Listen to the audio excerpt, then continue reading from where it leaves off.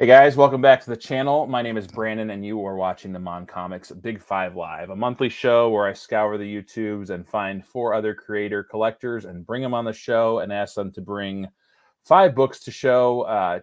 They could be either the recent pickups, they could be favorites from their collection, or a combination of both. They are there to learn a bit more about the creator, maybe learn something about the books, and really to stoke that comic conversation. And tonight I've got quite a lineup.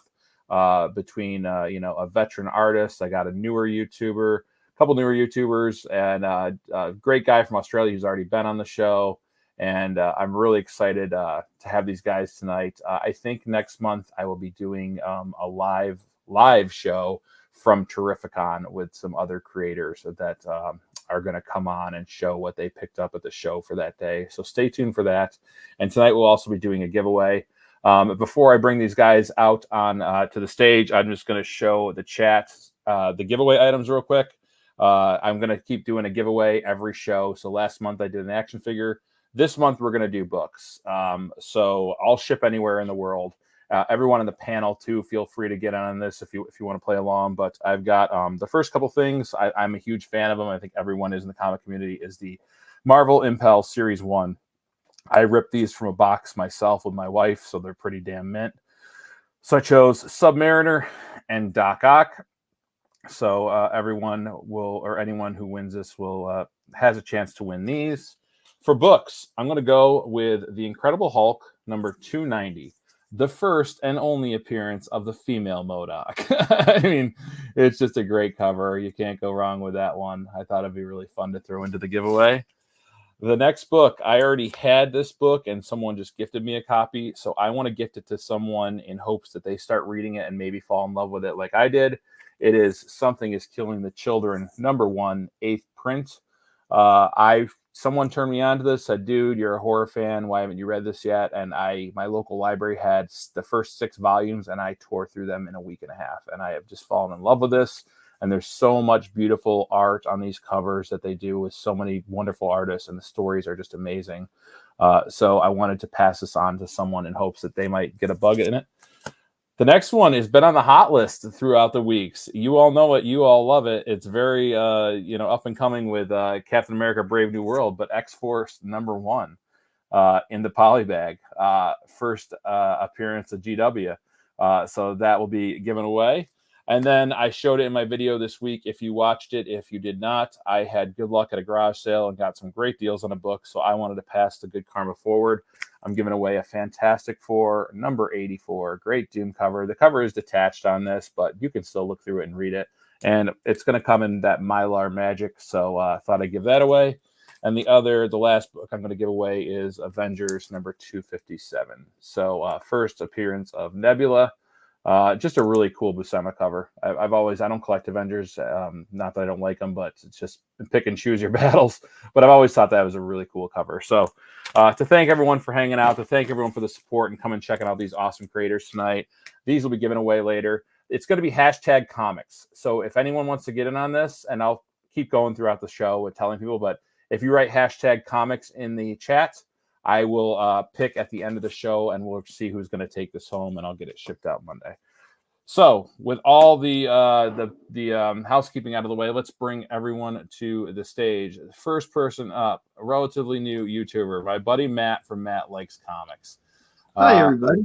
Every once in a while, just my feed suggests a new YouTuber, and Matt is passionate about what he's collecting, and he's happy to do it, and that's what I like to watch, is people who are just having fun enjoying it. So, Maddie, welcome to the show, man. I'm glad you could come hang out. Thanks, Brandon. I really appreciate being invited. Oh, kidding me, dude? It's my honor to host such great creators and people who are in love with comics. Next up, we're going to bring on my buddy Tyler. Tyler is the creator of Pockets Full of Comics. Tyler I found through Mike of Lunch Money Comics, because Tyler, grandfather, was one of those savvy grandparents that kept his collection and kept it in good shape. How many Golden Age books did your grandfather bestow upon you?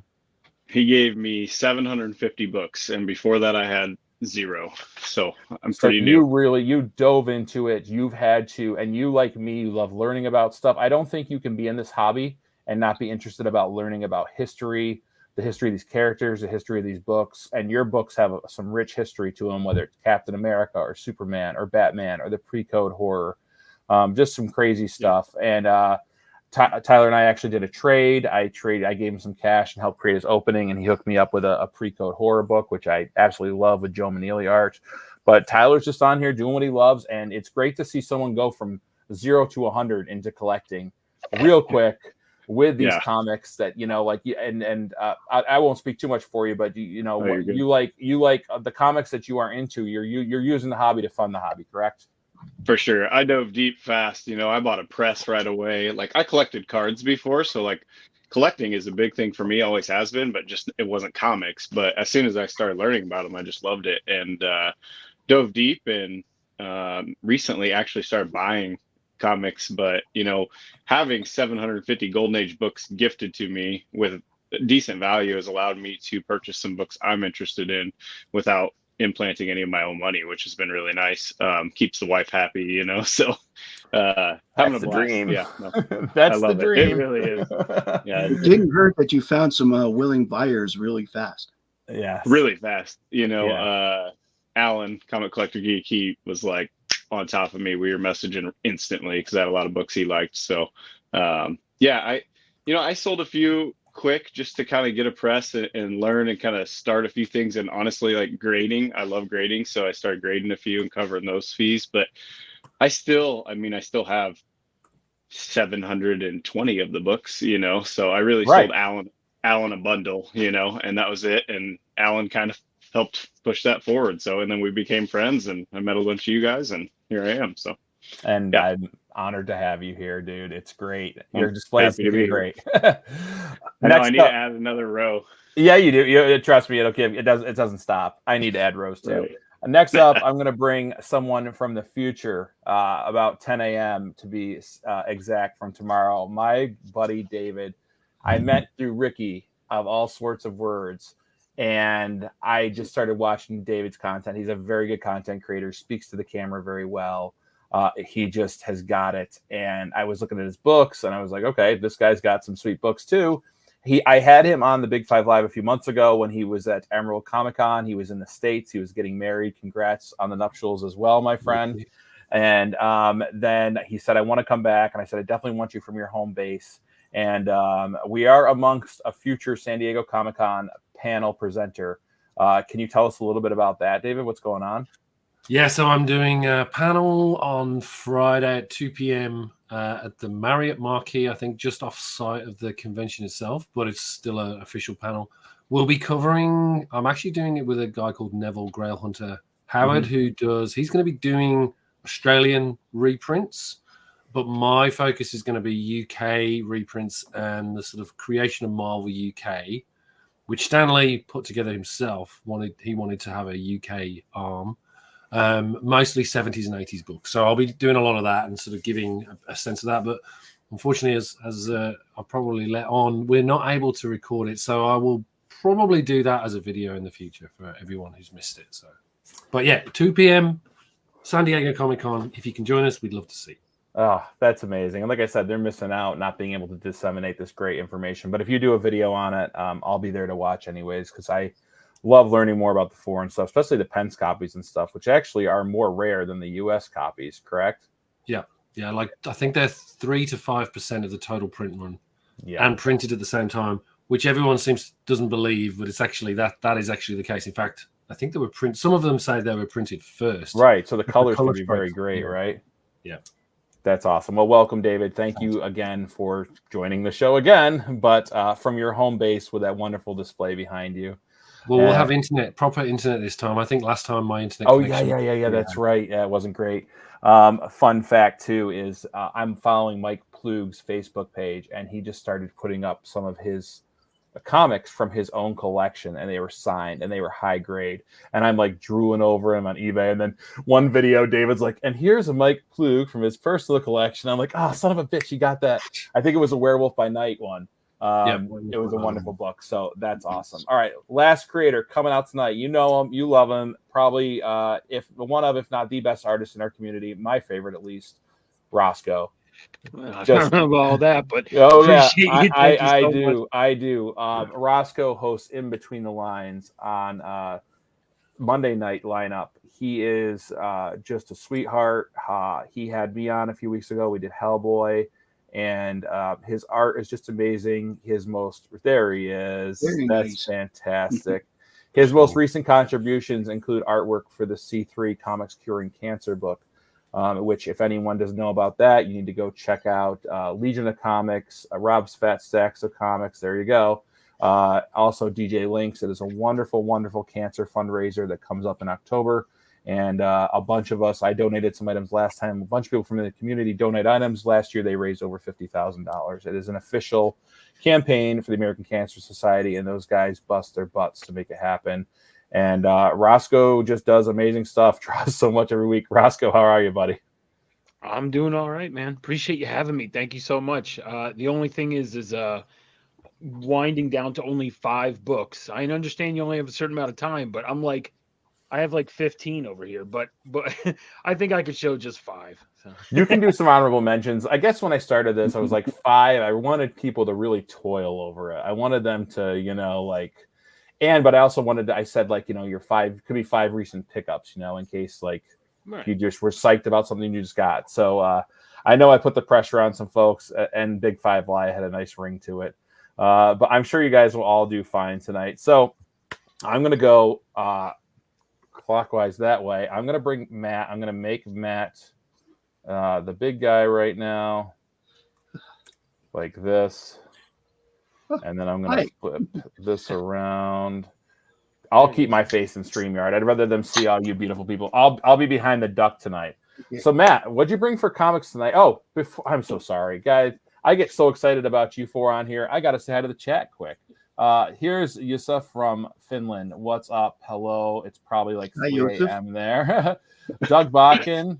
What's up, buddy? How are you? Matt in Clemson. What is up, Matt in Clemson? I'm Brandon in New York, and it is beautiful up here today, finally. Cretan Bull Comics. He just started creating some videos on YouTube as well. You should check out his Instagram page. He has a wonderful collection. The Rider 95, William, awesome Instagram page. He does some rips on his channel too of some more of the recent Marvel cards. Roscoe's in the chat. Dave's in the chat. TJ, what is going on, man? Hello, everyone. Hope y'all are having a great weekend. Friday has started. P2, what is going on? It's Phil. I was going to say that's Phil, isn't it? Phil, Yeah. What's going on? I hope I'm half as entertaining as you, even a quarter. I'm not going to ask hard questions tonight, though. You guys firebombed me with some tough questions when I was on your show. Troy, awesome toy box with Troy. Signed Firefly pick, Matt's cool already. Troy's coming to Terrificon. I look forward to hanging out with him come August. Mike Davis lives a half an hour from me. He's a tattoo artist. You're going to have to do some, I think you're going to have to give me my first comic tattoo. Mike. Yeah. So, Hook me up. yeah. Look at Tyler too. Time and money. That's all it takes. Sal's Comic Corner. Sal is one of the Codex channel members. If you haven't checked them out, they have been doing this for a while. They're a wonderful team of content creators. I'm actually going to be on their show next Friday, filling in for someone. So definitely check those guys out. Peyton, finally able to catch. Finally able to catch one of these live. Well, we're very grateful you came in tonight, Peyton, because I got some awesome What's guests. up, Peyton? Richard Westfall, we call him the super fan. He is on everyone's channel at every time. He will find you. He will leave a comment. He is probably the biggest. I think he's nominated for CBCAs for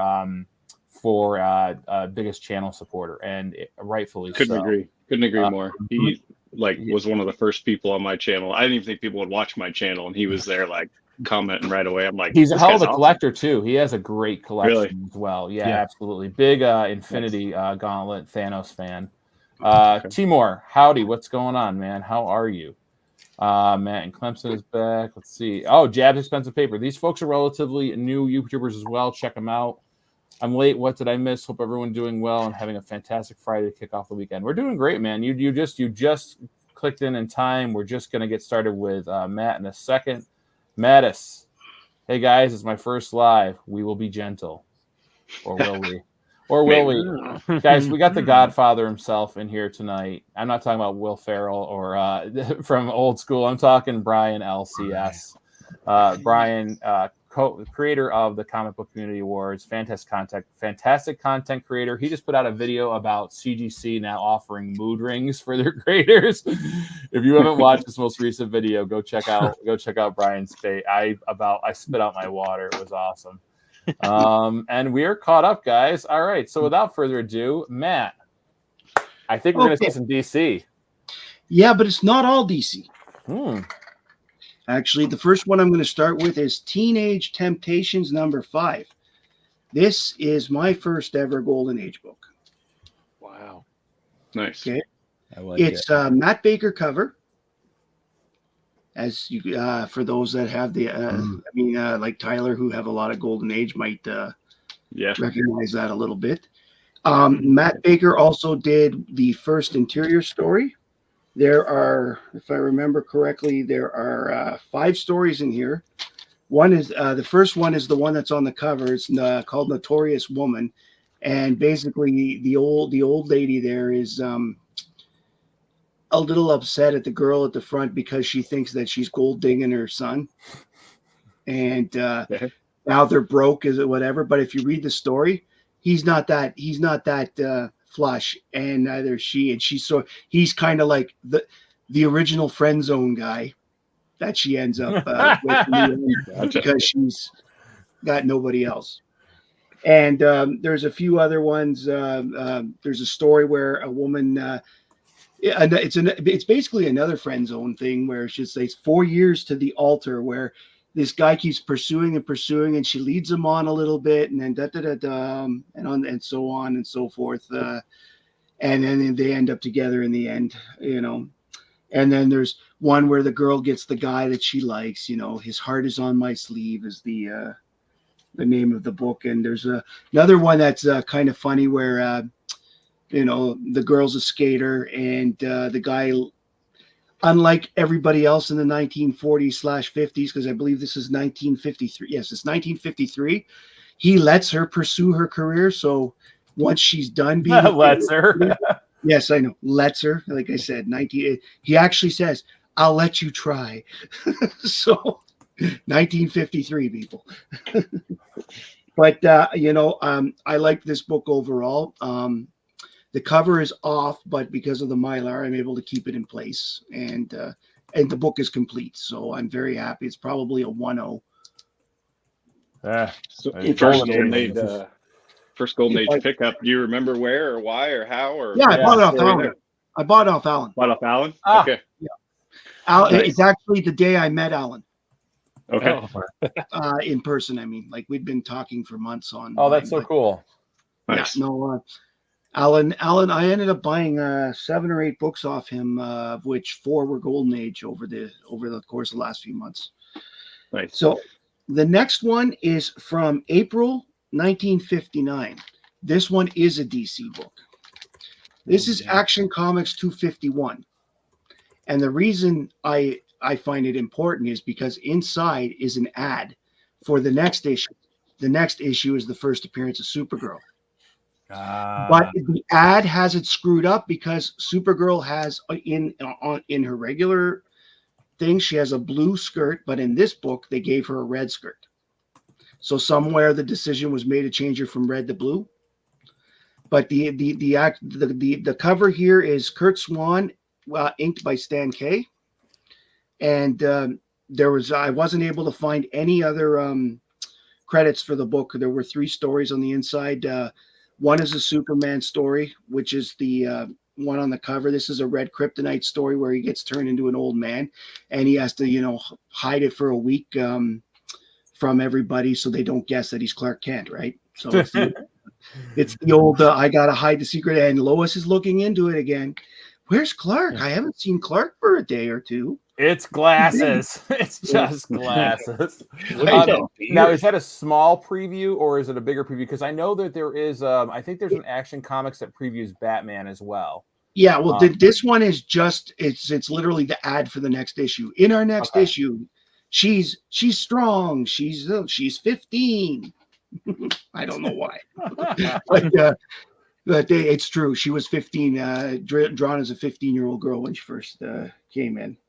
So yes, but as I said, none of the other people are there. But there was two other stories. One's a Kongorilla story. I don't know if people are familiar with who Kongorilla is. He's a guy who he's a jungle guy, Congo Bill, who can, thanks to a special magic ring he has, can go like this and switch places with mines with an ape, the golden ape in Africa, in the Congo. Therefore, he's Congo Bill. And what happens is that the ape gets his intelligence and his body gets the ape's intelligence. So people see him when he like acting like a gorilla while he's off with the big strong gorilla, and he protects the jungle from poachers and that kind of stuff.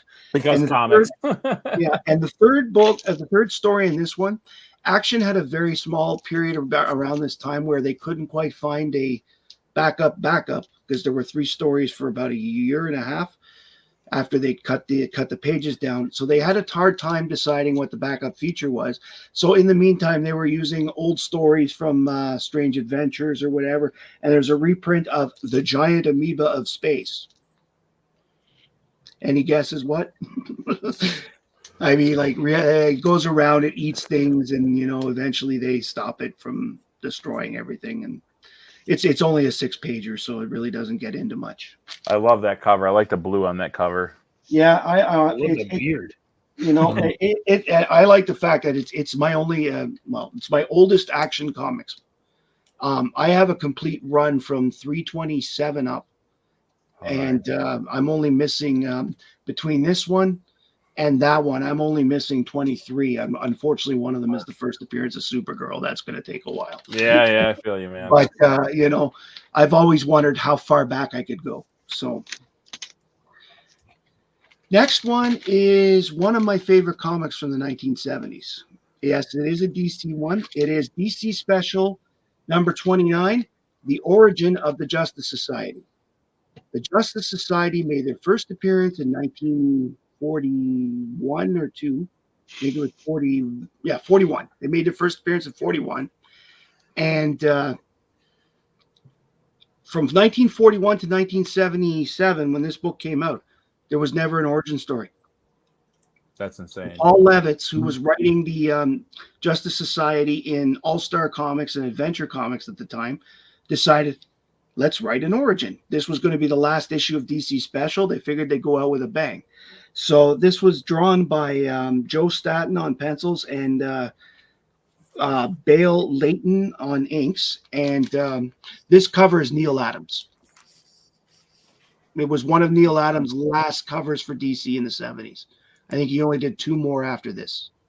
Neil Adams, you can't go wrong. Yeah. And basically what happened was that you've got a couple of they basically find a way to get the 10 heroes, which were the 8 original plus the 2 honorary, Superman and Batman, together. And basically it's a story where it starts off where British intelligence, this takes place before Pearl Harbor. British intelligence brings them over to help because they found out that there was going to be an invasion of England that night. So they got the mystery men. The president sent them the mystery men. And then when they took care of that, they managed to end up back in Washington in time to save the life of President Roosevelt. And that's when Roosevelt says, hey, why don't you guys become, some sort of justice battalion? And Superman says, no, we're not soldiers. We'll be a club of people. And they became the Justice Society. And it was actually an interesting story. I really liked this as a kid when I first read it. And to this day, it's probably one of my favorite origins for any team book. That's fantastic. I love that. Yeah, you can relate back to your childhood because I can't relate back to any of these books other than what I love about. Well, I read that for the first time actually in a one of those 1980s digests that you could buy, similar to the Archie digests. Yep. I first read it in there. So I mean, when I found when I was about 16, I saw the actual copy for the first time. And didn't get around to it till a few years back, but because I always had the other copy. But it's, again, one of the best. Matt, Next let me book, ask you something real quick. I'm sorry, brother. That's fine. No.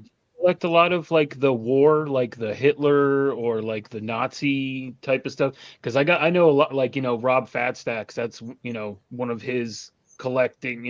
So is Yeah. that something that you also collect in your PC? I end up with Hitler covers or Hitler more by chance than anything. I'm a run collector. Okay, gotcha. And specifically, like, if you watch my channel, I'm a big fan of the Legion and Supergirl and Superman. So I put runs together. I've got the entire run of DC Comics Presents. I've got the entire run of the New Adventures of Superboy. I have every Supergirl solo issue from 1969 up. And I have I have every issue of Superman Family, that kind of stuff. That's the kind of things I do. So I end up with those kind of covers by content by accident because they're in the run. Gotcha. Okay. Good question, Rosco. Yeah, and I would like more because there were a lot of Golden Age covers with Superman, Batman, and Wonder Woman in particular fighting the Japanese and the Germans and. Or a Captain America. I mean, his first appearance was he did better than everybody else. He hit Hitler on his first appearance. So Yeah, right. He set the standard. so he set the standard for everybody else, which wasn't bad because it came out before Pearl Harbor as well. So the next one I'm going to talk about is from September 1998. It is the first issue of the first Buffy the Vampire Slayer series. That's a first on the show, Buffy. Yeah. Oh, I dig it. I love Buffy. Had I not found out that there was a Buffy the Vampire Slayer series, because I had stopped buying comic books in my mid-20s. Then 2010 was the year, and somebody told me, there's a Buffy the Vampire Slayer series. I'm like, there is. So I walked in to look for the Buffy book. And I walked out with my first 11 books for my next collection. And I've been collecting ever since. Buffy and Supergirl are my raison d'etre, as they say, when it comes to comic collecting. As much as I like everything under the planet, those two are my primes. Buffy itself, every issue in this particular series and a lot of the series elsewhere always had at least two covers. There was always a artistic one and a photo one. In this case, I got the photo because I really like this photo of her. Sarah Michelle Gellar. She was my 90s girl. Yeah. This series actually started off with an 11-part arc, which took place right after, if you've seen the movie Buffy the Vampire Slayer with Kirsten Swanson. Also a crush of mine in the 90s. Yeah. Yeah. Oh yeah.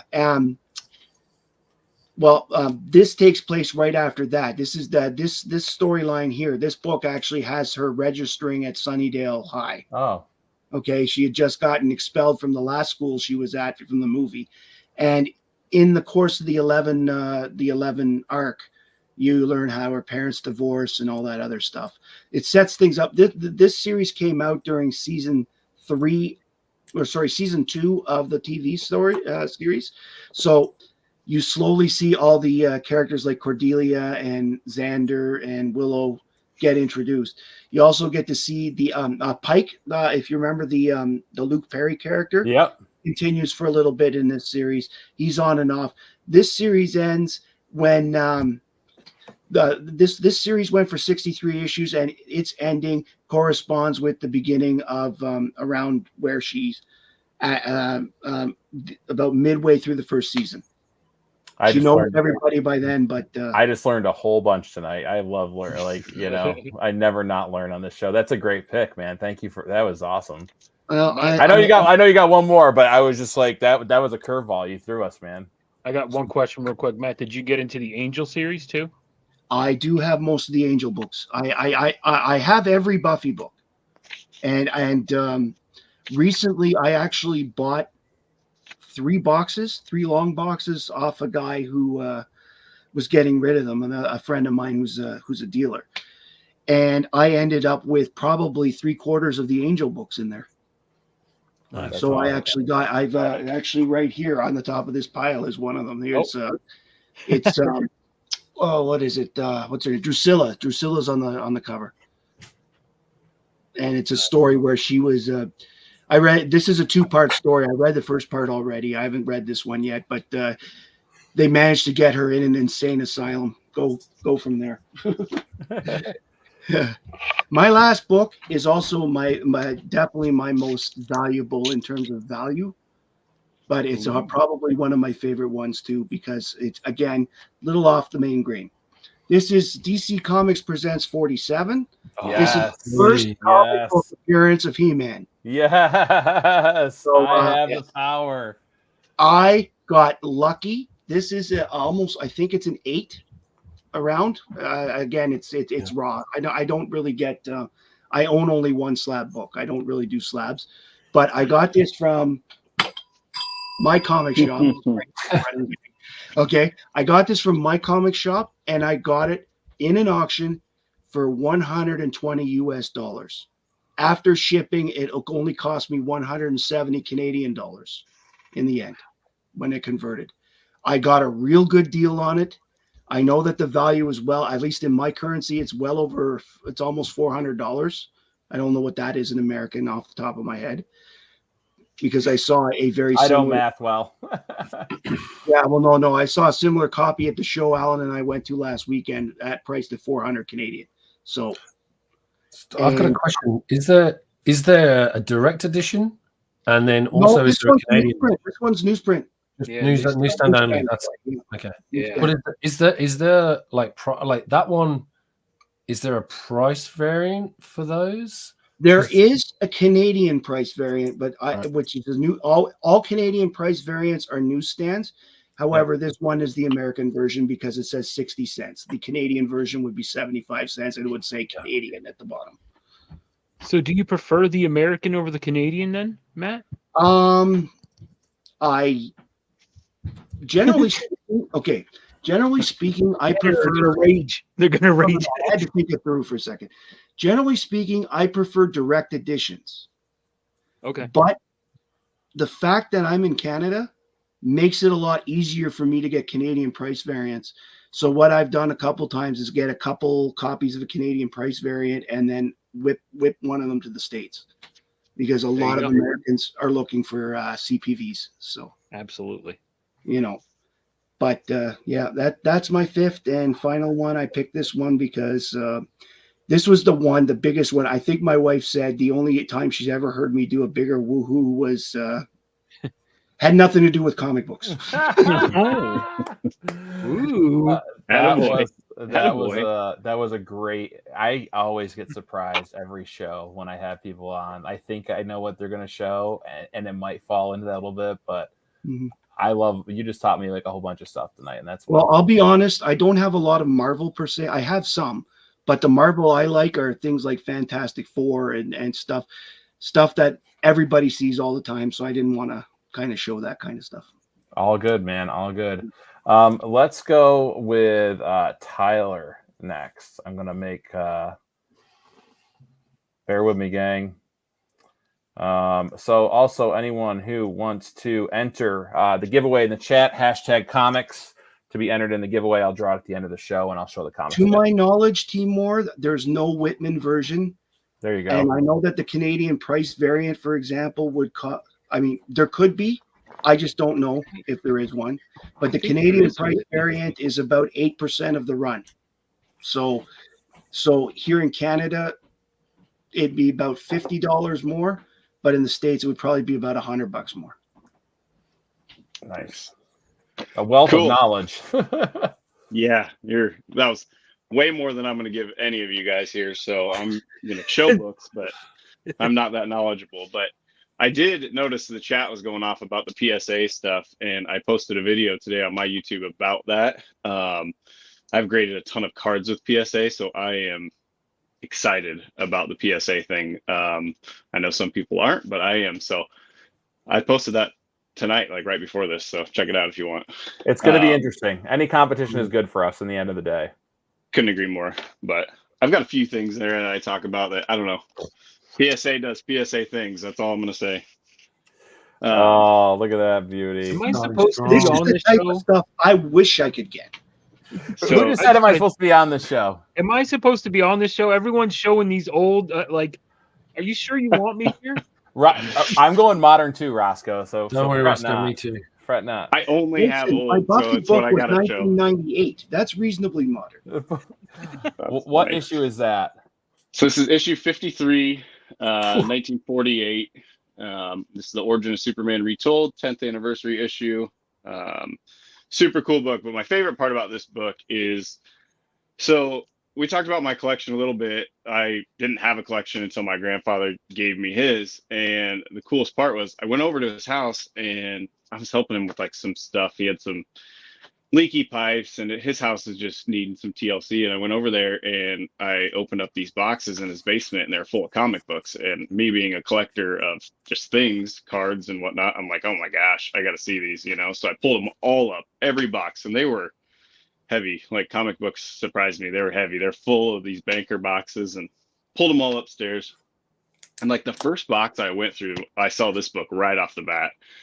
Wow. And I didn't know how to look comic books up, but I knew how to look cards up. So I got on eBay and did like just a recent sold comp on a Superman 53 or whatever, and about fell over. I mean, it was a higher grade than this one, but I was like, oh my gosh, Grandpa, like if this is the first book that I grabbed, there's like 700 plus here. So then I literally went over there like every night for 3 weeks and just started going through his entire collection. And as I was doing that, he was telling me stories about the books, and we were just, you know, going deep in comic books. And he, surprisingly, I mean, he's almost 90 and he remembers so many fun facts. And I tried to get him on YouTube and like interview him and have him, like, he'd be way better than I am right in my place, but he doesn't care for that. So I couldn't do it.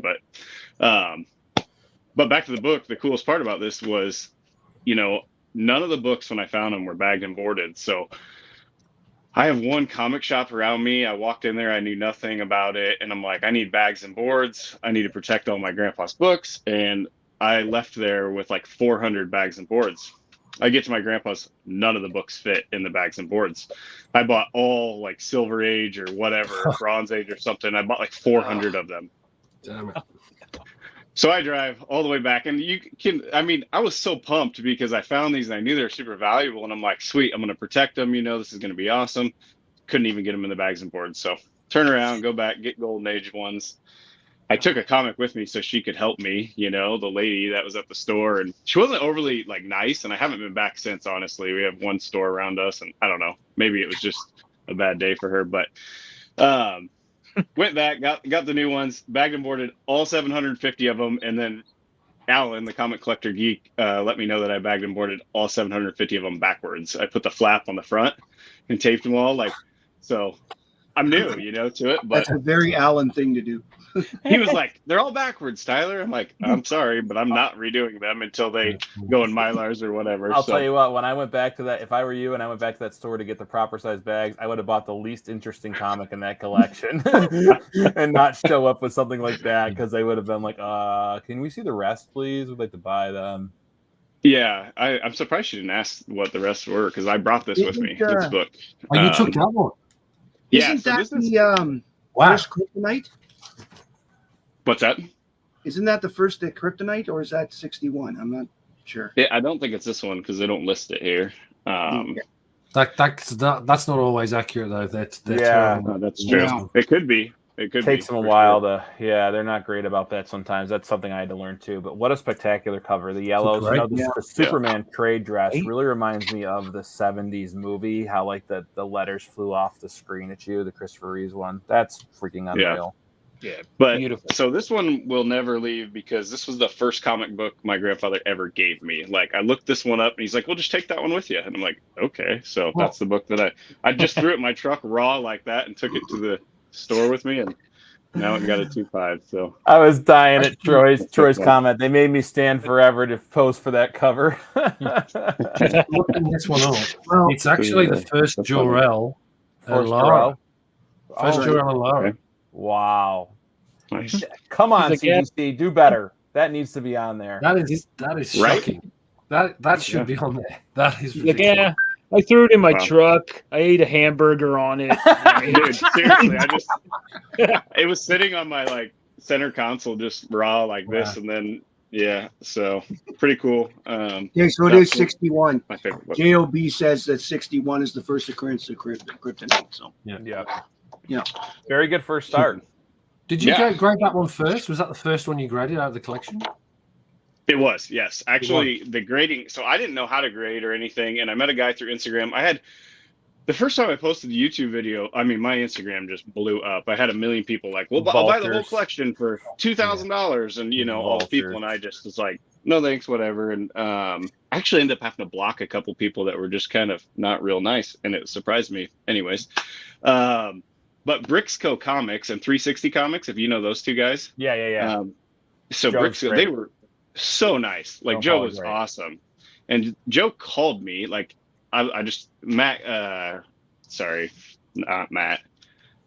Joe was like, I'd buy a few books and then my buddy Brixco could clean and press and grade because he's a CGC dealer or whatever. And I was like, dude, I'll trade you a few books if you make sure that this one gets a good clean and press and it gets back to me safely. And they did that. So it was a really good deal. And even looking back now that I know more about the books, it still was a really good deal. They were great to deal with. So I don't feel like they, being new, took advantage of me or anything. That looks great for 2.5 for my house. Yeah, see, the problem was there was a piece right here that's missing, and Brixco had folded it over, and it looked really great. And when it came back, it was gone, and he was not very happy. But I didn't really care on the grade. I just wanted it slabbed. So Presents really well. It does. Oh, yes. I love it. All those it's so all those Superman yellow covers from the 40s and 50s were just gorgeous. It's such a nice contrast to the blue outfit. Yeah, I'm glad my grandfather kept quite a few of the Superman books. So what does the back have on it? Just I think everyone's like fixated on this. It's just an ad, is it? Okay, yeah, it's a little girl feeding. Milky Way. She's feeding her teddy bear Milky Way. It's fantastic. I love it. Wow. I think I like the back equally as much. I mean, it's fantastic. Yeah. That's something my daughter would totally do. So, the next book is sticking with the Golden Age.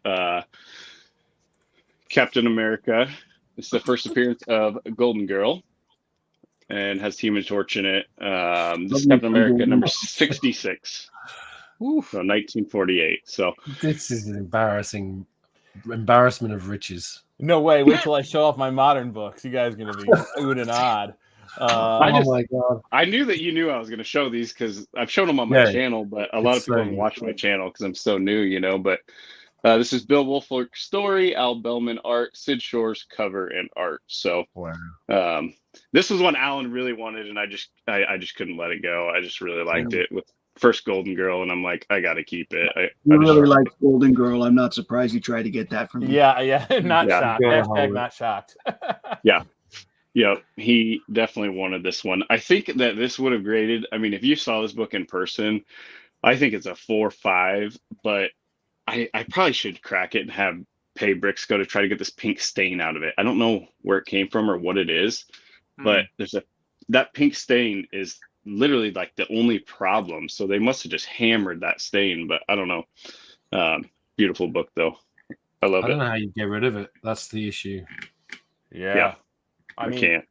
You might be able to dull it with an aqueous bath of just distilled water, but I don't even know if that would.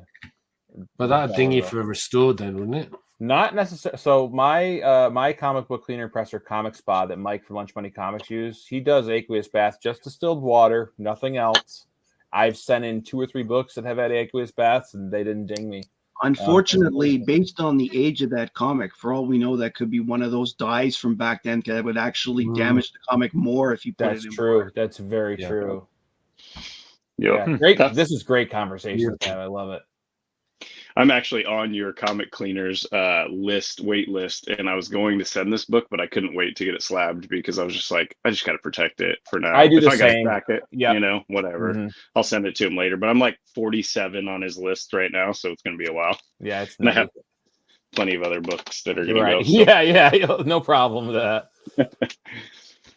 Okay, this one I love, and I'm actually going to ask maybe the chat or you guys for more info on it because I wrote down info, but I don't have a ton, but these are all going to be raw. So this is the Marvel Mysteries number 92. So I know that it's an Alex Schomburg cover, 1949, timely. It was the birth of the Human Torch. and it was the final issue before they switched to Marvel Tales. But besides that, that's what I got. So I just, the red on it and the black, like just so cool. It's the only Marvel mystery that was in his collection, and it just like stood out when I first found it. I'm like, this book's completely different than the rest. So I have no knowledge of that book other than to tell you Nothing. that Human Torch is a robot and not the Human Torch we know today. That's all I got. I don't know. Do you guys have any knowledge on that book?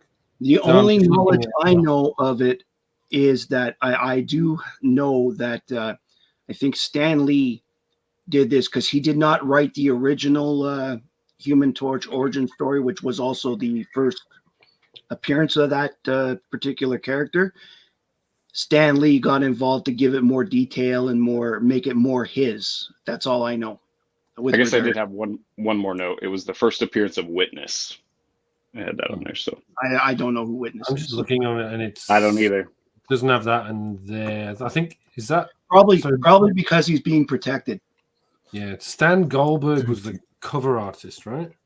Okay, maybe so. It just said art was Alex Schomburg, Mike Sikowski, and Carl Burgos, but I don't even remember. I looked it up, to be honest. So yeah, I mean, the thing is, half the sites will give you the incorrect information. It could be Schomburg.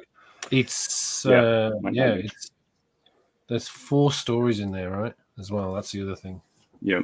And I don't think there was any credits for the Human Torch, but maybe it's not the sort of thing you're going to crack out and have a look at. Right. Schomburg did do a fair amount of those Marvel Tale covers or Marvel comic covers. I was looking to buy one, but his covers look more like a movie. You know, like gotcha. I've never seen him do a cover like that. Doesn't mean it's not. He's also known for putting a lot of detail in there, and there is a lot of detail on that cover. That's true. You look at the flames, and you look at the. I'm sure that Steppo or Alan will take one look at that and go, yeah, that's a Schomburg. Oh, exactly. Yeah, probably. Speaking of Steppo and Alan, my next book is more in line with the things that they like.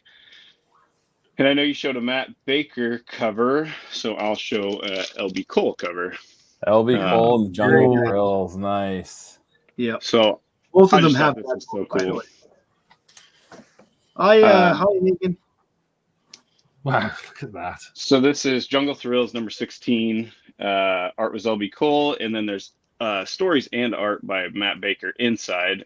I don't know what, but there are this 1952 star. Let's see. There's Rula's inside, Phantom Lady's inside. I actually wanted to see where and open this book and show you guys. So one thing, these were my grandfather's books, but he must have, and he didn't recognize the name, but I would say there's probably 50 books in this collection out of the 750 that were signed by Larry Walsh. So if anyone knows Larry Walsh, I have a bunch of your old comic books. Don't come for them, Larry. You're not getting them back. Yeah, they're not. They're going to be expensive if you want them back. But probably I wanted to see Larry the Walsh Phantom is no Lady. longer with us. I would assume he's probably gone. But yeah, so here's the Matt Baker, like Phantom Lady. Pretty cool. So nice. But, nice. That's cool. Yeah, I don't know. Those colors just are so cool. They just pop. It's awesome. What year is that book? This is 52, I believe. Nice. Yeah, that would have been before. That would have been before Matt Baker went to St. John. Mine is the St. John book. So, and this 53. So that's a good looking book for that age. Yeah. Yeah. It really only has one problem, and it's right here. There's some pages missing, or it looks like somebody took. I don't know if you remember in grade school, like those scissors with the weird designs. It's like somebody snipped it, you know, kind of weird. But other my than daughter that, still got a set of those. They still make them. Do you know what I'm talking about? Those scissors. Yeah, the fabric ones. Yeah. Mm-hmm. Just quickly on the Marvel Mystery Comics 92. I've just brought it up. Yeah. So you're right. Alex Schomburg cover, Stanley story, Al Grabiel, Mike Sikowski, and Carl Burgess art. First Principal Witness, Origin Human Torch, Captain America appearance. Fascinating. June 1949, Timely Comics. Mm-hmm. Listen, no matter what you think, you know, no matter how much you think you know about comics, you're always going to be learning because there's just too much. I always go back to the Bill and Ted quote when they meet Socrates, and he's like, "The only truth in knowing is that you know nothing at all." You mean Socrates, right? Socrates, yes, exactly. Keep learning. Yeah. This one doesn't count as one of my books, but honorable quick mention. I think it's funny those girl covers like that. Like they're always fighting gorillas. Like there's like 4 of them in here, and they're fighting gorillas. They thought at that time frame gorillas were a bigger threat than they were, actually going to be. Right. Well, also, gorillas on the cover sell comics. Yeah. Mm-hmm. Yeah. Wasn't Kong out? Well, Kong wouldn't have been out at that point, right? No, Forget the women. Kong was out, wasn't it? Didn't the first Kong come out in 39? Or That'd be about right then. So then there was Kong. The first Kong was in the 30s, definitely. Yeah, there you go. That's it. There's a stick of gorilla on it and a mental association with Kong. Yeah. What's next, buddy? So next is my last book, but I'm still going to break your rules because that's just how I am. I had to pull out 4 books. Well, it was nice having him on the show tonight.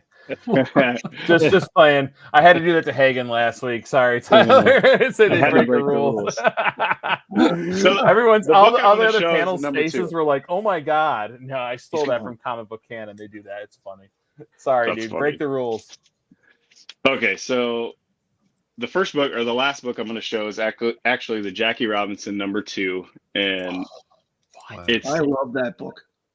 And it's just like in such great condition that's why I picked this one over the #1. I have the Jackie Robinson #1 sitting here that I'm going to show you, but this book like is so clean that like this is going to go to Jeff at Comic Spa. I hope that he can work out a couple of the tiny little wrinkles because this thing's going to grade high, and it is just really, really cool.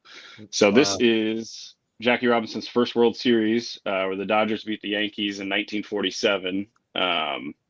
There are only 23 of them on the census. One of them is a purple label, I believe. The rest, the 22 were blue labels. It's 1950 Fawcett. Wow. So, if you know Jackie Robinson, breaking the color barrier, it's just amazing. I hate to throw it at you, but the Yankees won that World Series. The only Dodgers won, the only one Brooklyn ever won 55. Interesting.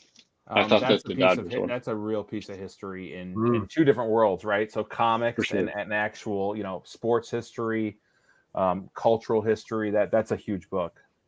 Yeah, and this one, just the condition it's in it's like, I wish you could see it in person. It's so nice. It looks awesome from my house. So in going with that, I'll be quick with these ones, but the rest are here's Jackie Robinson #1. It's definitely more beat up, but still just amazing. Yellow cover, spine's wore, it's been folded, it's got creasing, but that's the #1, which is always cool. Same thing, 1950. Yeah. Wow, Jackie Robinson. Wow, wicked. Then I have #5, which is a red cover, a little different, whatever. But then probably the 2 and the 6 are my favorite. This is the #6, and it's my favorite because it's a double cover, and the second cover inside is just beautiful. So the double cover. Cover. Check it out. How rare? Does anyone have any idea of the rarity of double covers back then? A double cover at that age as well would be ridiculous, right? So Jackie Robinson. You can't put a number on them. They're literally just errors. So. What would you say the grade is on that inside cover? Because that's what you're going to get. That's the grade you're going to get, the inside cover, not the exterior. Oh, really? I didn't know that. Mm-hmm. Yeah. So if the interior is beautiful, then you'll then you'll get the grade. 6 to 7. Yeah. I mean, it's like spotless, the inside one. I don't know about you guys. I can't say I've seen a Golden Age book with a double cover. Never seen a double cover in a Golden Age. Alan has 6 or 7 of them. He's but that's Al. I mean, Alan's collection. No. But what I'm saying is, it's actually more. It's more common than you think, but it's still very rare. Right. Yeah. Okay. So I guess if I had watched Alan's show, but I mean that in my case. So now I've only knowing Alan, I haven't seen his, but Tyler's. That's only 2 YouTubers. Not to say there's not collectors out there that don't have more. You also had a situation like Alan explained it to me like this: a lot of kids would have seen 2 covers and ripped the first one off. So you've essentially, Tyler, you've essentially got a Mark Jewelers of the Golden Age there. Right, that is exactly a good way to put it. That's so awesome. before you switch guys, Oh you yeah, each no, have I'll to- get you back on. if you were gonna pick one, are you picking the pristine number 2? Are you picking the number 1? Or are you picking the double cover? To grade or to have? To have, like, if you were Oh, to the have one, number which one are you 2, picking? the Wouldn't red you is keep them all? the red is just gorgeous. Yeah, it'd be tough for me because that double cover, I love really super rare. Double cover. I'd oddities always and keep stuff. the double cover. Yeah, Yeah, it's the so double rare. cover is so rare. It's such an oddity. Yeah. You wouldn't see that again unless you're talking to Alan. Right. Well done. So Wicked. after that showing, I'm going to switch it up a little bit because this is my damn show. Well, so why the hell not? Usually I go last, but I'm going to go after Tyler and show more of my modern and books that I chose, and then we're going to continue on with Rosco and then David, if that's okay with everyone. I thought I'd just switch it up a little bit. This week, or this month, I tend to go with recent pickups most of the time because people have seen my collection or I had them in videos. But one of these books I got like a month ago. I've just been waiting for it. But the first book I want to show, I'm going right to the modern, Rosco. It's not Captain America, but I've loved this artist. I've seen her stuff. I've seen Collecting with Durs show a lot of stuff. But it is Something is Killing the Children, number 16, with a Jenny Frison Virgin variant. Jenny Frison is just a wonderful, wonderful modern artist. And Durs has showed me a ton of her stuff. And this was recently sent to me from my buddy Will, who watches my channel. He saw I got into Something Killing the Children. He had a bunch of extras, so he sent them my way. And that's just fantastic. I have usually, I'm a silver age collector, a little bit of bronze, mostly silver, and a little bit of gold I dip my toes into. But modern, I'm really, really happy I've exposed myself to more of it because this is a 2-for-1. The stories are great in this book. I love horror, and the art on this is just fantastic. So I hope I get to meet this lady someday. Was she at Heroes Con? She was at Heroes Con, wasn't she, Rosco? Yeah. Yep. Is she not at Terrific Con? No. Wow. Okay. You I can know. see her eyes. She's a hottie too, yo. Yeah, she's gorgeous. Well, She's Chris, pretty. the comment, he got an intro from her. Look at those See the eyes. fatigue in the eyes. Yes. From fighting it. Yes. Yep. Yeah, to convey that. So thank Her you, eyes Will. are fantastic. If you end up watching this was just this blew my mind. You're just drawn to that. I don't even see. I mean, I see that she's got the bloody knife or sword or whatever, but the eyes just draw you.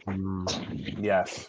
I love this book. And another, I'm going to stick with a modern too. This one is my favorite. Something is Killing the Children cover I own, which I got off Big Me the McFly the comic guy and Travis from Comics Limited's Whatnot stream. Oh, it's just it is literally a work of art. So it is Something is Killing the Children number 21, Bry's comic edition, and it's a cover by Zoo Orzo. Virgin variant only. This is number 575 out of 1,000 copies. But I mean, that's just Erica Slaughter is such a badass. I love her name. And it is just a work of art. I mean, it's just absolutely gorgeous painted cover. So he had this on his Whatnot stream. I kind of stole this. I don't know why people were sleeping, but I got it for like, I think $10, and it's not $10. That's not a $10 book. Yeah. So really been into Something is Killing the Children lately, and I can see now how people who collect modern books can go right down the rabbit holes with the amount of variant covers there are, and they're all just gorgeous. They're absolutely, and so if you become obsessed with it, I could see that it being very easy to say, well, I'm going to need to order those 17. Yo, what up, K-pop? 17 covers. Yeah. So Zoo Orzo, that's just that blows my mind.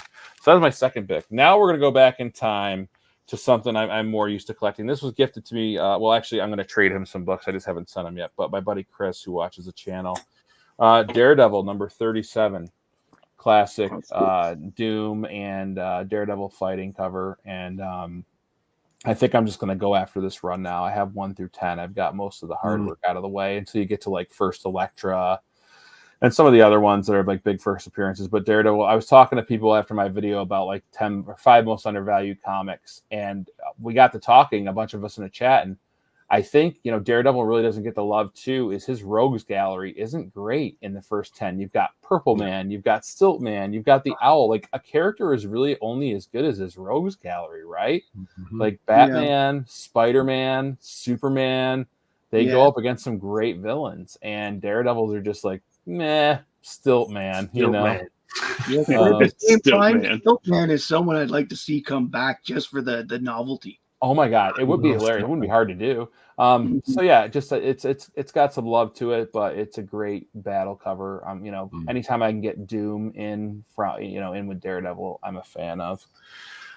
This one was from Sophie over at Jackpot Comic Talks. I sent her first channel AOK, and then out of the blue, I came home and I had a package on the porch. I'm like, I'm not ordering anything. Like, what's that? And she had surprised me with AOK with one of my favorite villains. If Steve Driscoll's in the chat, he'll love this, but it's Iron Man number 11. And it's got that great Mandarin. And every time I show a Mandarin book, I will always comment about how Marvel screwed up their chance to have one of the best with Ben Kingsley, Oscar-winning actor. They show those commercials, they red herringed us. And even Mike from Lunch Money Comics, like, until that moment where you find out he's just this actor, like, he was a terrifying looking villain. And I thought they were going to go into the story of the 10 Rings.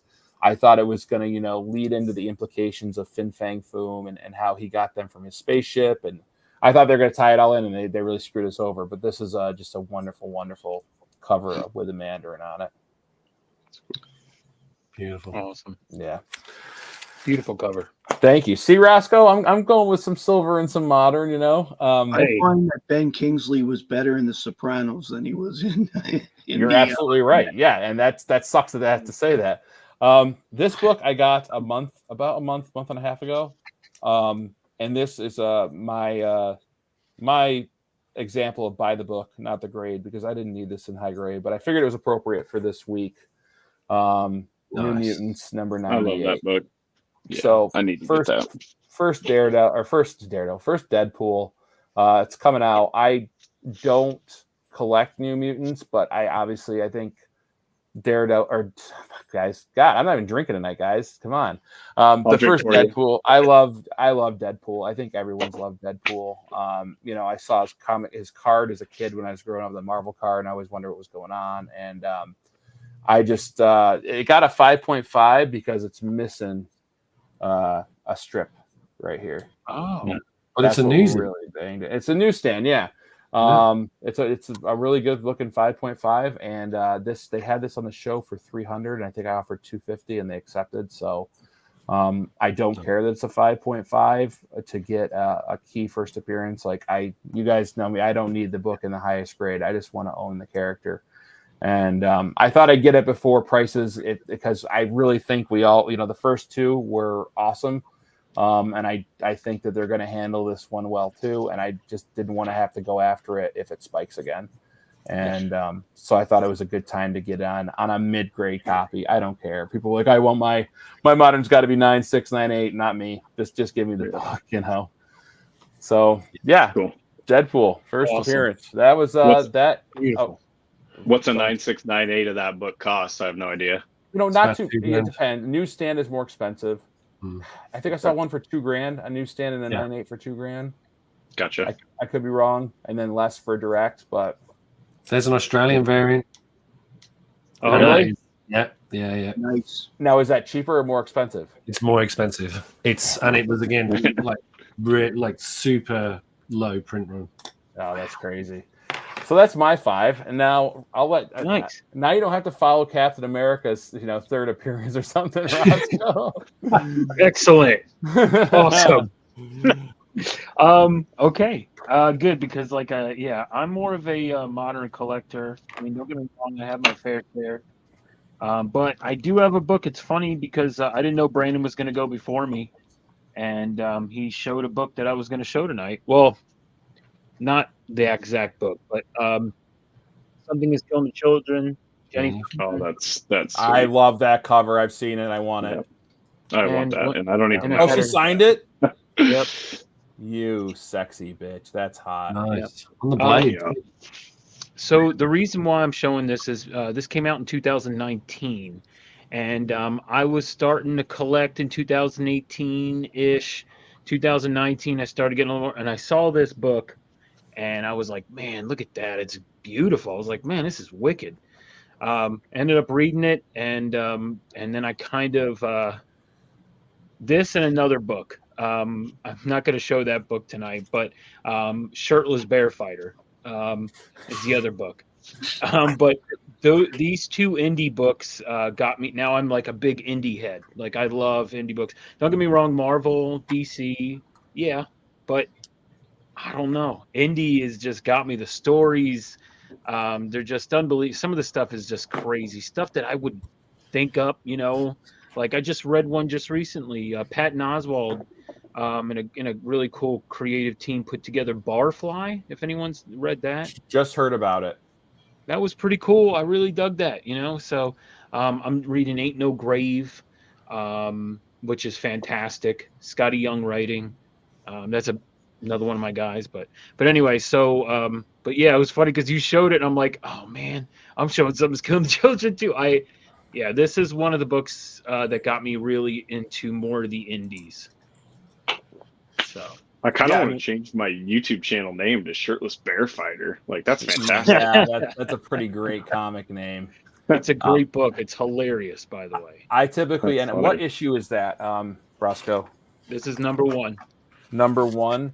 Okay, Yep. so this is what this show just becomes what comics do I have to buy that everyone else showed. So Jenny Frizen number 1. When was that from? What year is that? That's not like 2019. So that is the first came out. Yeah, this was the cover. This was the variant. This wasn't the popular one. The one that right, looks like the woods. Like the one yes, looks like yes, that. Yes, yeah. See, I didn't grab that. I grabbed this one because I thought this one was beautiful. So do I. And then I ended up not grabbing the original cover A, but it's all good. I don't care. I got to meet her at Heroes. She was not only is she gorgeous, but she was just a very sweet person. So, and her freaking autograph, she doesn't charge anything. So yeah, some of them serious? Don't. Gail Simone, when I met her, didn't charge either. Yeah. So, but yeah, one of my I love this cover. Glad to have it signed. Yeah. That was that warms my heart. I love that. That is a great one. Okay, so my next book. All right. Now I'm a big cartoon guy. My art style is I'm a cartoonist, so I'm more drawn to cartoons. I've grown up with them and I've been watching them forever.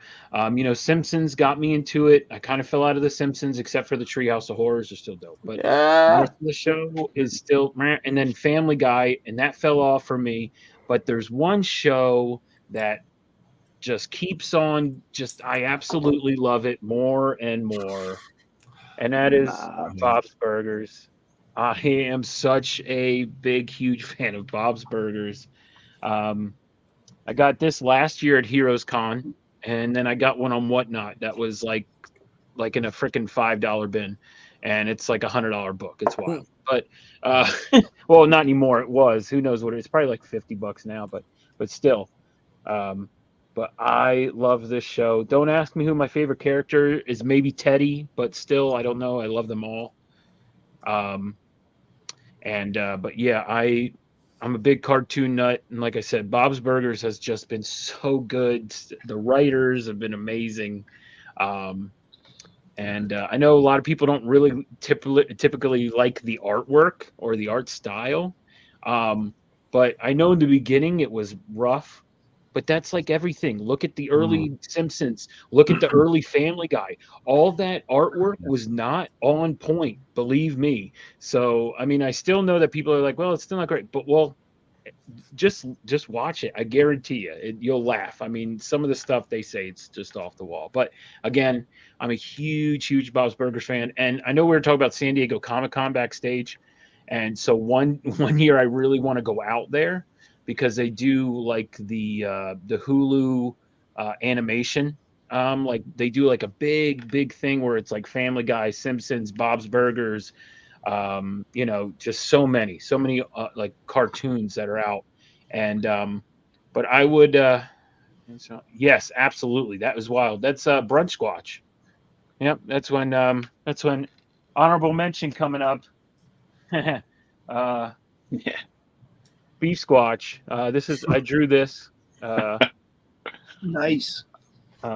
Beautiful. But yeah, Beef Squatch. But that episode is called, I believe he does Brunch Squatch, where he's like breakfast guy. But yeah, I did this. Shout out to Big B McFly, who was on Between the Lines, and this was he wanted to do homage covers. And I know everyone's like, what kind of homage is he doing? First off, it's a Hulk book. Do you guys remember the first appearance of Professor Hulk, where he's doing that like thing? Yeah. So that's kind of what I based it off of. So That is, you are such a talented artist, man. It's ridiculous. thank you, appreciate it. Yeah, look at the it's all just etched, like it's all just black pen just going back and forth, and It's it's amazing. very detailed. Very My cool. Lord. So Great honorable yeah, mention. I'm a, like I said, huge Bob's Burgers fan. So Hey man, I think it's a cool show. I don't get to watch much TV anymore. I watch all you guys on that's you guys are now my TV. So Same. okay, story time real quick. Now I love going to Heroes Con. I've gone the last 2 years. It's been amazing. If you haven't gone, it's hands down the best con. There's no movie, or like there's no movie celebrities, there's no TV celeb, there's no voiceover actors. It's just comic book creators and comic book sellers, and people who do art, like artists. That's it, and that's what it all should only be. Well, anyway, I met Scotty Young last year for the second time in my life. I went to my first con was in Wizard World, was in Philadelphia, 2003, and I met Jim Lee. And I yelled at him, didn't know it was him. That's a funny story. I told that on Gary B's channel, but this is a different one. I met Scotty Young, and he had a fold-out table. He wasn't anyone in 2003. He was barely coming up. No one knew who he was, whatever. I got his autograph. Really cool guy. Never been to a con since. I haven't been to a con since 2003, and I went last year, 2023. And it was 20 years, and I was like, I got to go see Scotty, right? Well, I brought the same book that when I had it 20 years ago. I've been traveling with this book, and there's Scotty's signature back in 2003. And then, so I'm talking with the lady who's running the table, right? She's his like, handler, yeah. Oh, I've never seen this book. And I was like, oh, yeah, that's Scotty. She's like, wow, I've never seen it. Well, who signed it here? I said, well, that's Scotty's signature back in 2003. Well, she's wigging out. She's only been with him for 15 years, so she has never seen this, blah, blah, blah, right? Now, if anyone knows Matt, Comics by the Bay, me and him went up there last year. Well, he went ahead of me and talked to Scotty Young. Now, mind you, we're all in a group. I'm with Aggressively Relaxing, Cup of Comics, Pocan Joe. We've got a whole group, right? And we're all talking, and they're like, yo, imagine if he remembers you from like 2003. And I'm like, yeah, okay, man. Yeah, sure. I was like, he goes, yeah, Matt. Like, you know, so they're all like pumping up. They're like, dude, just go up there like you know him, right? And mind you, Matt went ahead, not even paying attention. So I go and I'm like, all right. They're like, yo, go up there. I'm like, okay. So I'm going over to him, and he's like, yo, Rosco, my man, how you been? And I'm like, not even thinking about Matt. And so Matt, all of a sudden, my jaw just hits the ground. I'm just like he's like, yo, right? He's like, hey, right? Well, Matt and all the guys are just cracking up behind me, and I'm like, oh my gosh. I was like, oh my God, this really happening? Like, it was so funny. It was ridiculous. So anyway, so I go up to him and we're joking. He was such a nice guy, real funny, great guy. And so then I was like, hey, can you sign something on it? You know, like, can you just put a little extra something on it? Right. So then he goes, 20 years later. I thought that was really cool. Nice.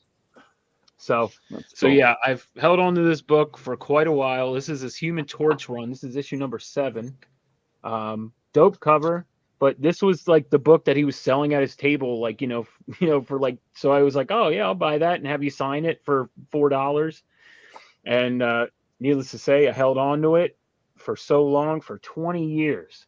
And I haven't seen him in 20 years. So never forget that moment again at Heroes Con. Matt fooling me, but he was just like, "Yo, Rosco, my man, how you been?" And I'm like, "Huh? What?" Huh? Like, it was, oh my gosh. I love that story. That's like what makes this hobby too, is stories Mhm. like that. And I am gonna get to meet him at Terrificon. I have Wolverine versus Predator variant that he did that I want him to sign, and I also have Twig. I am obsessed with Twig, and I'm gonna have him sign that too. So it warms my heart to hear he's a really nice guy. I never, you only when you hear when they're crabby is like the older people, like it seems like all the more modern creators Neil are. Adams could be the world's nicest man or the world's crabbiest man. I met him I've 5 or heard 6 that. times in Ottawa, and yeah, depending on the day and how well he's doing, he could be very moody. I'm sitting here trying to think what I have like in my home that I've owned for 20 years. Like, I'm impressed by that. Like, I'm thinking like my baseball glove, maybe. I don't know what else I've had for 20 years. Like, man, I can't think of things. I actually have something over there that I've had even longer. It's a GI Joe, like the things that you like, the crate thing that you hold them in. Yes. Yep. Mm. Yeah. I still have the same one I've had since I was a kid. It's sitting right over there. I That's still so cool. have my original monster manual from 1978. That's wicked. Divorce is a I don't know killer. if My you guys parents can got divorced see. and my stuff's just gone. I'm like, Here's an RC radio from the 1930s that I've had since when I was born. We had that in our kitchen. Oh my god. cool. Oh yeah, I try to hold on to my stuff, but like I have a gumball machine. I was on. Anyone know? Yeah, everyone knows Simple Simon, right? Yeah. Mm-hmm. Yeah. Okay, so he has that show where he doesn't want you to show books or what people have seen. I went on there and he was like, "What?" Like, because I brought I brought a gumball machine because my great grandfather used to put them into stores, general stores. So I have one still that's, older than me. It's over there. It's ridiculous. But if you ever catch that show when I'm on it, check out the stuff I bring because it's a good time. All right. I love it. All right, got another Heroes Con. I'm sorry. I know you guys are like, oh, shut up about Heroes Con. I love it. I love hearing about it. Now, you guys make me want to Cons go. are the best. Cons, because they're so few and far between, you get their only annual events for each one. The stories are the best. Okay. So growing up, still, I'm a big sports fan. But growing up, it was hard for me to get into reading. So shout out my mom, Mama Rosco. She brought us to the library all the time. And I would read, I'd read some comic books, but I read like Garfield and like comic strips, like those books. And I used to love those. Yeah. But then 1991, I remember I was a young boy and there was a superhero that came out that was not only with Marvel, but also was in the sports world. And how can you not love? I knew it. I knew it was coming. I knew it was NFL Super Pro. So old Joe Jusko. And I met Joe Jusko. Awesome gentleman. He lost his voice. So that was kind of like, I literally was going up there and they're like, "Oh yeah, please don't talk. He lost his voice, so he couldn't talk." And I'm like, "Man, I really want to talk," but it's all good. I was like, "Don't worry about blah, blah, blah," right? And I took a video. I actually put the video up of him signing this, but he, and I'm so pissed. I turned off the camera. I have just to give you a heads up, my hands don't work well. I got crippled hands. So trying to record him and grab the book and everything doesn't work with these. So what happened is I literally, I go and I'm like, "Oh, thank you." I was like, "I truly appreciate you." And that's how the video ends, right? I'm like, just praising him. Right. And then he's like, hey. Right. And they're like, "No, don't talk." And he's like, right. And he literally he goes, "Thank you so much for bringing that book. I don't see it very often." And it just made my whole con. Literally, the man can't barely talk, but had to get that out. That like because I don't know if anyone knows this. So this issue right here, people are like, oh yeah, I've seen that, blah blah blah. Well, this is the actual the Super Bowl edition. I know people are like, oh yeah, I've seen that. Well, no, there's a comic book that was a reprint of this actual book, and that's what most people have. Yeah. But this one That's I had the one to bring because this is the bee's knees. This is the first OG right here. And then, like I said, and then when he was like, you can't even talk, but had to say those words. I mean, I just was like, and then I go to my phone. Is it still recording? No, I'm like, oh, Rosco, he lives 40 minutes from me. Oh, okay. Well, just tell him to record that for me. And he was at my he was at the LCS I went to for Free Comic Book Day. So he lived in New York City, and he transplanted up to Syracuse, New York. And the comic shop I went to, I got a bunch of the Marvel Masterpiece cards signed. I got some books signed, some stuff for some friends. And he was it play the game, read the story? No, it was Funky Town Comics and Vinyl. But I have been to play the game, read the story. But yeah, I've been there too. I have actually been there in Syracuse. So that's funny. He's such a sweetheart. You're right. He was just so awesome. Oh yeah, but I mean, and then honestly, one of the best signatures. I love that. Signature. Easily, it's so clean. Yes. I mean, it's almost printed. Like, I mean, that's wicked. But all right. I don't know how many have I shown. Oops. 1, 2, 3, 4. Oh, okay, cool. All right, so we're on 5 then. All right, I'm gonna show a book now. I just want to let people know I'm a variant head. I know that I think it's getting a little crazy, but I do love variants. And now this book came out, and now again I just bought it for the cover, but I love Teenage Mutant Ninja Turtles. I'm a big fan of Turtles, but I'm also a big fan of the Universal monsters like Dracula, Mummy, Frankenstein. Love Frankenstein, Werewolf. So this is a cover that I got, and it has all the turtles as the monster, like Leonardo as the Wolfman. That's cool. Raphael as the Mummy, Mikey as Frankenstein, and you got Donnie as Drac. But love this cover. You know, it's crazy. I didn't bring this book with me to Heroes Con. I didn't know the guy was going to be there, and I was like, oh well. Wow, look at that. That's awesome. Yeah, like I said, I'm a variant head too, so I have a lot of crazy variants that are in my collection, especially turtles. I like the turtle stuff. So anything turtles or anything weird. I'm a big weird collector. I like the weird. But I mean, I didn't go too weird today. Like, you know, I do have a book that's, you know, Elvis and Hitler's child. You know, I have a book like that and stuff. But, you know, I didn't want to bring anything too crazy. And then Brandon just backstage after the show be like, hey, man, great books tonight. But anything goes, that man. Hitler book. No. That's fantastic. Yeah, no, but it was a Halloween special, hence the pumpkins and stuff. But I just love this cover. Be Still My Heart. That's a great book. Yeah. That's cool. I won't take any more time up. 35. My bad, brother. No. Sorry, I just had this scary image of a guy, you know, with Elvis hair, the Hitler mustache, going, "Danke very much." Yeah. Like, oh, no. Oh, that's awesome. All right. We are going up to my buddy David wait, was that 5, Rosco? Yes. Okay, I didn't know was that 5? I think I showed 6, but you can stay on. We'll let you stay. We'll just put you on the side. All right, David. What did you bring tonight, my friend? All right, I got 5 books, but I cheated a little bit. That's okay. Nah, I like it. It's 5 books. Well, it's actually 6 books, which are technically 5. And pieces, and we've been talking about art and Roscoe's stuff. So I've got 5 books and 5 pieces of art. So, and they're all linked. So we'll start one by one.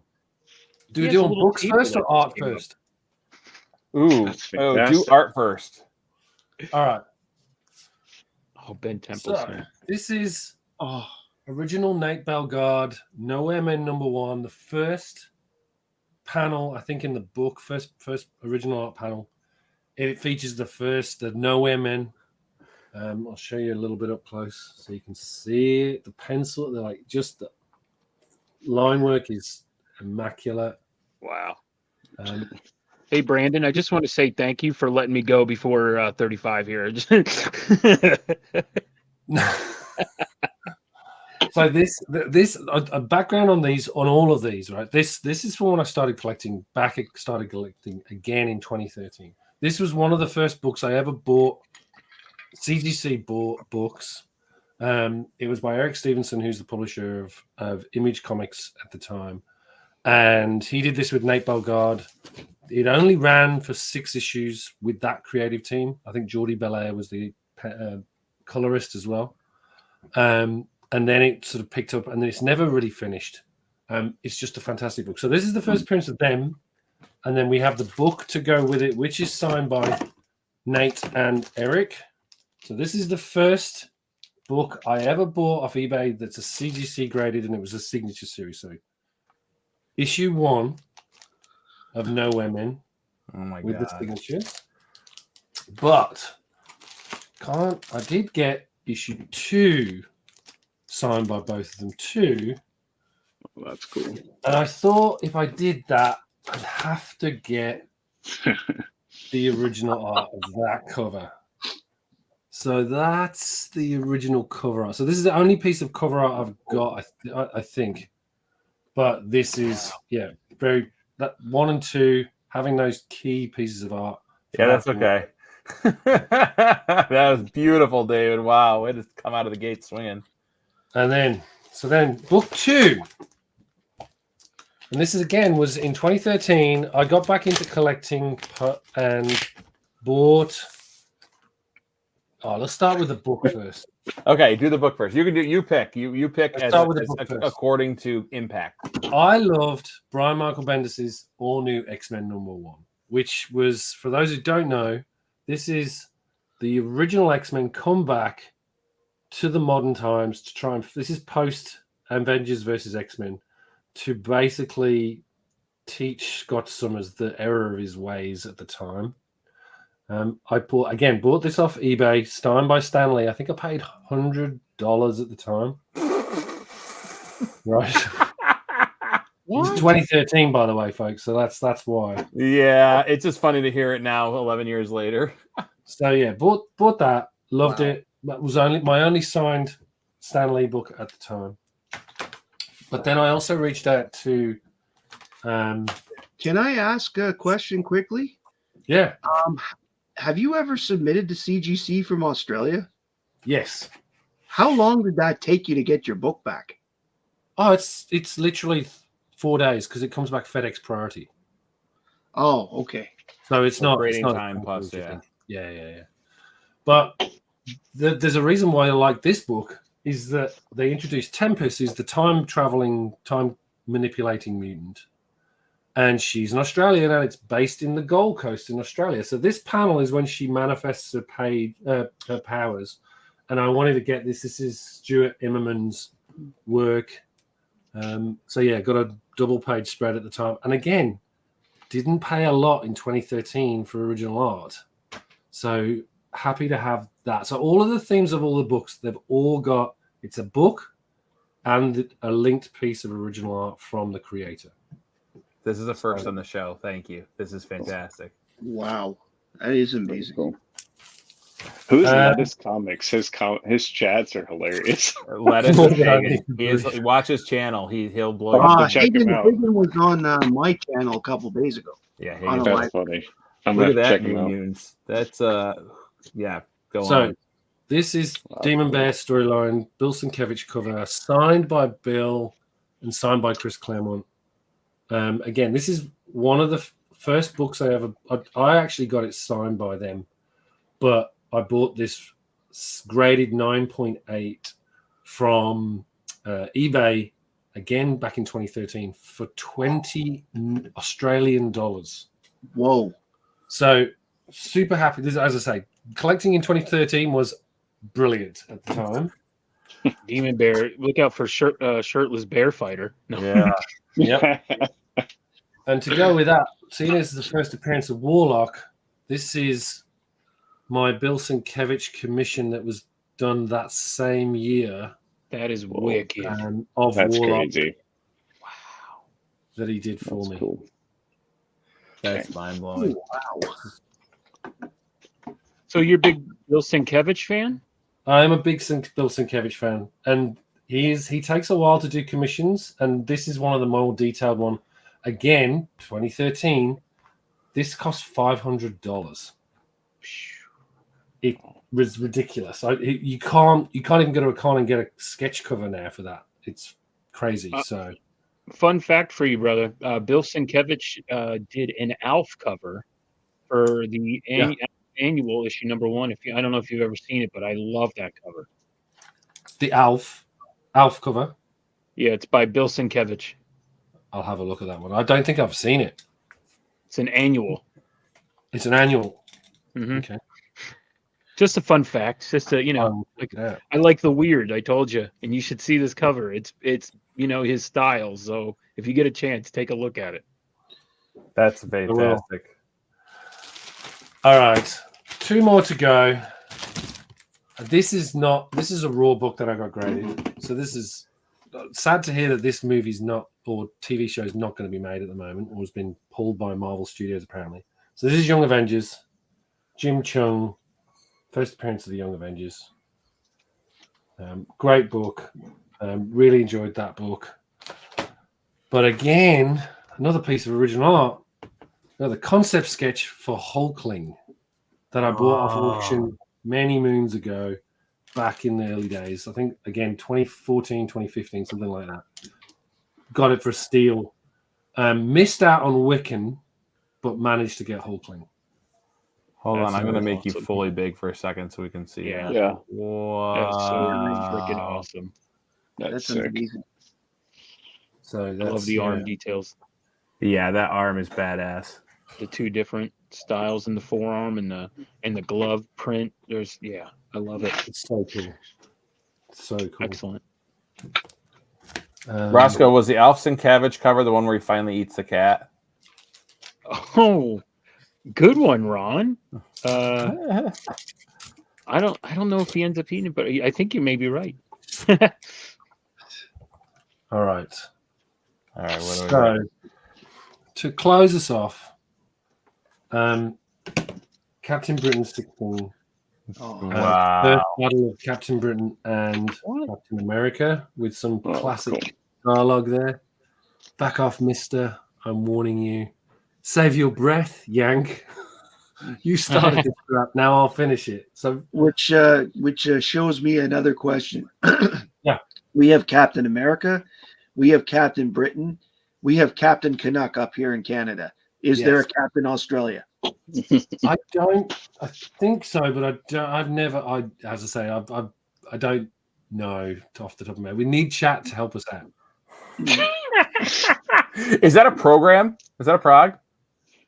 No, this is not a prog. This is a standard, this is Marvel UK. So this is towards the end of the 1970s. This is 1977. I think it's Herb Trimpe art. Wild. And it was created specifically for the British market. I don't think it's ever been traditional reprint in Captain comics. Britain was actually available in Canada for a bit too, because a lot of British comics were actually sold in one of the comic stores near my place when I was growing up. So, I thought we'd finish with a page from there. Herb Trimpe, the Captain Britain, Captain America fight, where I thought we'd finish with that piece of original art for you. So 5 books and 5 pieces of art to go with them. Oh my gosh. And Herb Trimpe to finish on. Beautiful. You guys have blown my mind tonight, and I like it. I liked every second of it. If you like Herb Trimpe and haven't seen it yet, you should check out Comic Tropes. He did one within the last month on Herb Trimpe. Comic Tropes is so freaking good. He's amazing. I didn't know much about him before I watched that particular episode. It was really good. That's all I like to learn. Chat, one more time. Enter in hashtag. Before I'm going to go around, I'm going to ask these guys what they comment up on their channel. But hashtag comics. I got 5 books here. I got a couple Marvel cards. Hashtag comics. If you're in the chat, you must be present to win.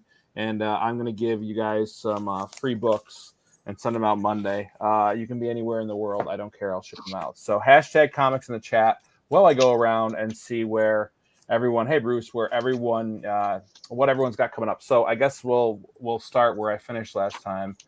David, what do you got coming up on your channel, man? Tell us everything. So I'll be doing, obviously, I've got the San Diego Comic Con up and coming, so I'll be doing coverage from that for the next week or so, I think. Prep, I've got a video live stream coming on Monday where I'll be taking you through all the prep ready for the event. So, yep, stay tuned for San Diego Comic Con coverage.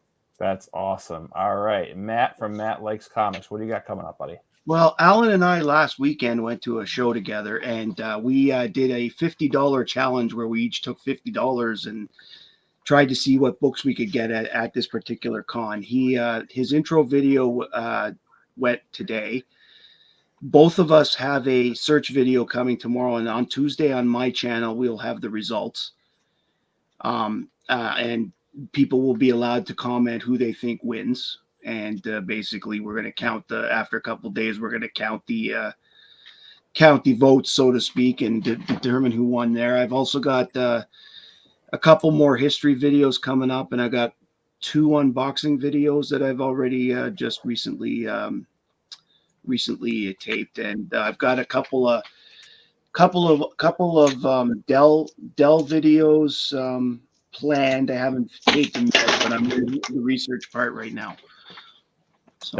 That's fantastic. I love the idea of what you're talking about with Alan, the challenge. I'm going to probably do that at Terrificon. Some guys were talking about that too.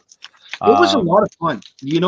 When you put yourself in that, you're not only thinking about what you're looking at and what you have, but you have to think in terms of, does this fit underneath the spending limit I put?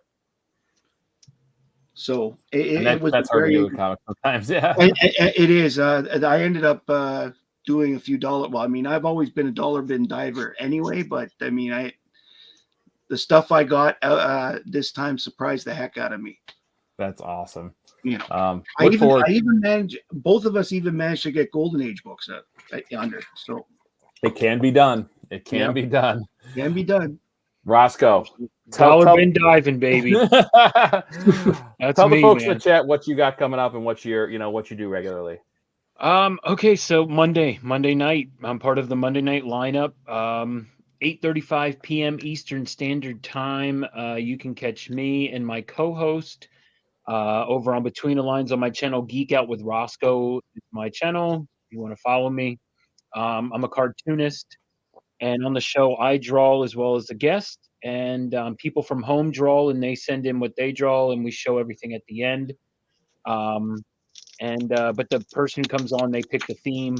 I don't have a theme. If anyone's wondering, I'm still waiting to hear from my guest, who's going to be Matt Wilson. If anyone knows Matt Wilson, I met him at Heroes Con, so he was part of the Comics Curing Cancer. He's been with them with DJ Links and stuff. So. I'm going to have him on 8:35 p.m. Eastern Standard Time, Geek Out with Rosco. I highly recommend everyone go check out. I was on Rosco's show. I've watched his show.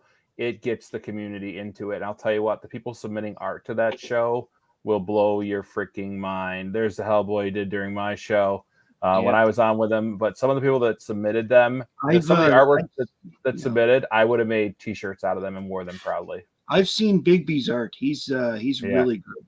So, yes, there's some amazing creators within this community. All right, Tyler, the new kid on the block. What do you got coming up? Oh man, I kind of recently fell into the Instagram live buying but I just dove in, started buying Fantastic Four books like crazy. So I've got a lot of those coming. I think that was inspired specifically by you and Lunch Money Comics. I've seen some books I like, so buying those. A big goal for me is to fill one full short box for my kids. So my grandfather handed me down all his books. I want to hand down my kids a full short box of things that I like. So I'm purchasing those books. So you'll see unboxings there on my channel of what I'm buying off of Instagram. I have a pile of Golden Age Superman and Superboy from my grandfather's collection that I'm shipping to CGC next week. Teasers, just a bunch of cool old Golden Age Superboy stuff. That's going to CGC next week. When I get that back, I'll unbox or I'll show that on the channel. And then I've been drumming up an idea, and I'm going to recruit you for sure, and a few of you others, to do a video. So, like I said, I came from cards, right? Collecting cards. And I used to be on a Discord, and on that Discord, we did a trade, you know, a $50 value trade of a card. And then we all hopped on a live like this and talked about the book we received. And part of the trade restrictions are you have to send a book that you know the other person is going to like, or a card, right? So I'm working on an idea on how to form that and shape that and do a trade with some of you guys and kind of create a video. So I'll be reaching out to you on that, and we're going to do something. So that's a really cool idea. I like it a lot. I'd be down. Dude, I love trading. Like, I saw Peyton was on the chat, Up North Comics was on the chat. Like, there's a lot of the books in here that I know a lot of you guys know so much more about my grandfather's collection that I really don't know a lot about. And some guys have reached out on Instagram. They're like, man, I gotta have that book. And I'm like, let's trade, you know, show me something that I love. Like I was seeing your Daredevil books. I love Daredevil. I don't have a Daredevil book. Like, now I have to go get some Daredevil books. So, yes, it's addictive. Dude, I'm just diving in. Like, I'm just so fresh and so new that I'm like, I want all of it, but it's expensive. You're going to have to, I'm telling you right now, you're going to have to find a way to, because I've been doing this for years. I've got 14,000 books and I want them all still. Doesn't stop. It just doesn't stop. It's like, okay, now I finished this run. What's next? Yeah. All right. So I usually go and talk about my channel. I'm not going to really talk about it. I just want everyone in the chat to go sub these guys up. Go check out their channels, show them love, because they truly deserve it. Everyone I have on this show, I'm super grateful that they come on. These are people that are either new doing it, have been doing it for a while, or just have all the same passions as us. So please go over to these channels and sub these guys up right away. And then when you have a second, put them in your queue to watch. You will be highly entertained by all of them. What one's that? World's Finest? That World's Finest. I don't know. Somebody said it was teasing them. Hagen.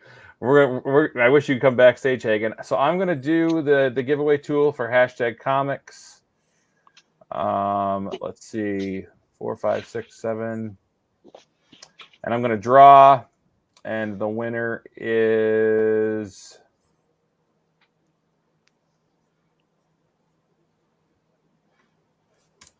Matt in Clemson. Congratulations, Matt in Clemson. You're still here? Good to see you, Matt. Matt in Clemson, are you in here? Please tell me you're in here. He made a comment at 9:42. Ooh, so he could be he did 942 sub. Matt, yes, sir. Matt, you won. Matt, if you have Instagram, reach out to me on Instagram, or you can email this email right here that I'll leave in the chat. And I will get your address and get them shipped out to you. So congratulations. Guys, I'd like to thank you all for agreeing to come on the show tonight. You're all wonderful humans. This hobby has been so good to me to meet you guys and to get to know everyone. And don't be surprised if I reach out again. If we do like a reunion show, I'll start recycling some people. I got a lot to have on still. But you guys are great. Again, chat, thanks to the chat for showing up and supporting us. There was like 30 people throughout the night most of the time, which is like, I don't get it. I don't deserve this, but these guys deserve it. So thanks for coming to hang out. And I hope you guys have a great, safe weekend. Until next time, keep reading those comics. Thanks all.